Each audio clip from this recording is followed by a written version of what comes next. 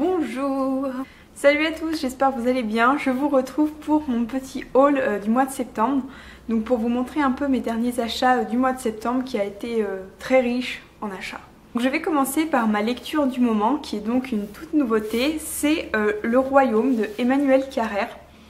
Alors Emmanuel Carrère, vous avez peut-être vu l'émission La Grande Librairie sur France 5 qui est passée je crois jeudi soir. Donc où il présentait son livre en compagnie de Paul Veyne, donc c'était une émission plutôt pas mal. Et j'avais acheté ce livre parce que je voulais vraiment le découvrir, parce qu'en fait, je sais pas si vous savez, mais Emmanuel Carrère était plus ou moins pressenti pour être sélectionné pour le Goncourt, le prix Goncourt, et ce n'a pas été le cas, et donc c'est vrai que ça a choqué certaines personnes, et du coup ça m'avait rendue curieuse de lire ce livre et cet auteur que je ne connaissais absolument pas. Donc j'ai opté pour Le Royaume qui est sorti il n'y a pas très longtemps. Donc Emmanuel Carrère a été chrétien pendant 3 ans et dans ce livre il revient sur cette expérience, enfin en tout cas sur ces 3 années. Et donc c'est assez intéressant parce que du coup c'est une biographie peut-être un peu romancée, je ne sais pas trop. Mais surtout ça revient un peu sur des questions, sur la question de la religion, sur la question de pourquoi on croit, en quoi on croit, pourquoi on a le besoin de croire ou au contraire de ne pas croire. Et voilà, ça rappelle un peu toutes ces thématiques et pour l'instant je le lis, j'aime beaucoup, mais comme vous pouvez le voir, je n'ai pas beaucoup avancé. Donc je vous en dirai plus tard, mais en tout cas c'est vraiment un gros pavé, il fait genre plus de 600 pages, voilà. Mais il a l'air vraiment bien et je suis contente de l'avoir choisi. Cette année j'avais vraiment envie d'acheter un livre en fait de la rentrée littéraire, un livre au pif un peu, sans lire les résumés, sans lire des avis sur internet, rien du tout. Je voulais juste piocher un livre en librairie et le découvrir par moi-même plus tard. Donc c'est ce que j'ai fait et j'ai choisi L'aménagement du territoire de Aurélien Bélanger. Donc aux éditions Gallimard, vous savez que j'adore les éditions Gallimard, je trouve qu'ils font des livres qui sont très très beaux. Et alors je ne connais absolument pas Aurélien Bélanger, pour tout vous dire je l'ai choisi parce qu'il s'appelle L'aménagement du territoire et c'est un peu vaguement de loin mes études, de loin, de très très loin, mais voilà. Donc ça m'a un peu interpellée et donc apparemment ça se passe dans un petit village où il y a des projets qui sont mis en place et il y a des problèmes qui commencent à s'installer entre les habitants, entre les élus, voilà. Donc ça a l'air assez sympa finalement.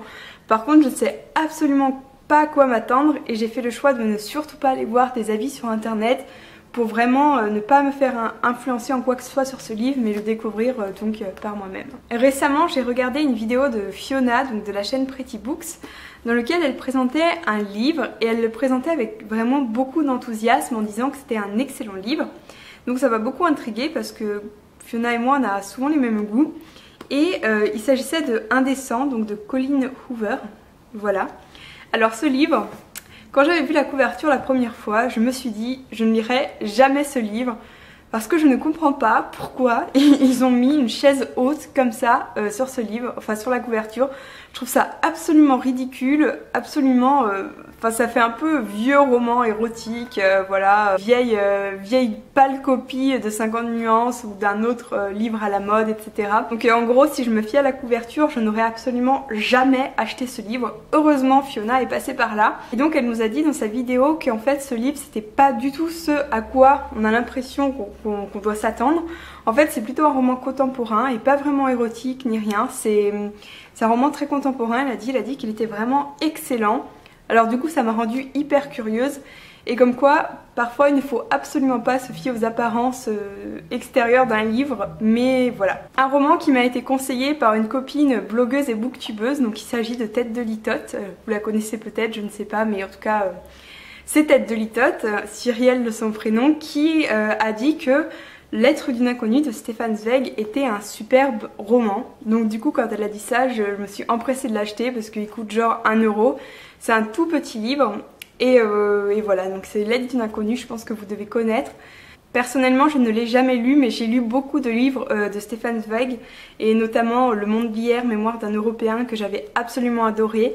Donc du coup je pense que là ça va être aussi du très haut niveau et j'ai vraiment hâte de découvrir cette petite nouvelle qui va se lire très très vite. Donc merci Cyrielle si tu passes par là. Ensuite un gros craquage de ce mois-ci.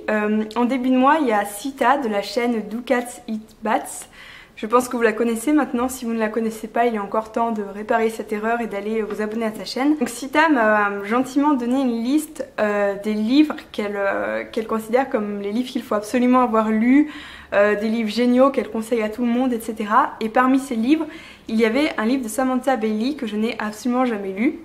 Donc je pense que vous connaissez maintenant mon admiration pour Samantha Bailey et pour son talent.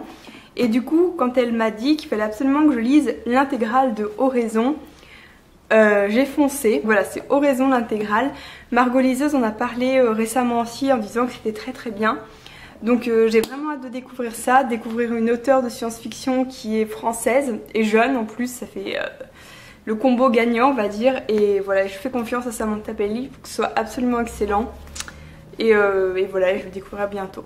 J'ai aussi acheté un livre un peu à cause de vous, parce que il y a quelques semaines maintenant, je vous présentais Joyland de Stephen King, et je vous disais que c'était mon premier Stephen King, et beaucoup d'entre vous m'ont donné des titres d'autres Stephen King qu'il fallait que je lise. Et il y en a un qui est revenu, je pense, 5 ou 6 fois, donc j'ai acheté celui-ci.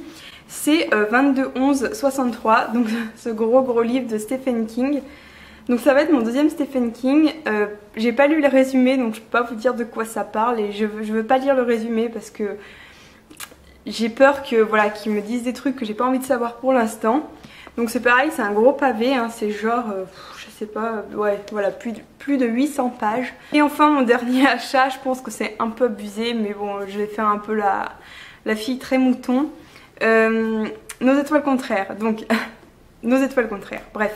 J'ai acheté la version anglaise la version anglophone de Nos étoiles contraires à l'effigie du film, parce que j'ai déjà la version française normale du livre, que je n'avais pas aimé plus que ça, mais que j'avais pas détesté, mais que j'avais pas non plus adoré. Ensuite je suis allée voir le film que j'ai surkiffé, enfin j'ai vraiment aimé beaucoup plus le film que le livre Nos étoiles contraires. Et du coup quand j'ai vu qu'il y avait un livre Nos étoiles contraires à l'effigie du film, avec dedans des... je vais vous montrer. Voilà, dedans il y a un petit dossier comme ça avec des images du film. Je me suis dit mais c'est trop bien, et en plus ça me fera une lecture en VO peut-être un peu plus facile parce que je connais déjà l'histoire, j'ai déjà lu la version française, donc pourquoi ne pas essayer? Voilà l'argumentation que je me suis faite dans ma tête pour l'acheter.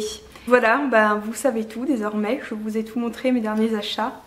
Donc j'avais pas l'impression d'en avoir fait tant que ça, mais en fait maintenant je me rends compte qu'il y en a pas mal quand même. Mais bon, c'est pas grave, ce sont des lectures, nous avons le droit de dépenser en lecture. J'espère que cette vidéo vous a plu. N'hésitez pas à me dire si vous avez lu certains de ces livres ou me dire ce que vous voulez. Je vous dis à très bientôt et je vous souhaite une très bonne continuation. Salut!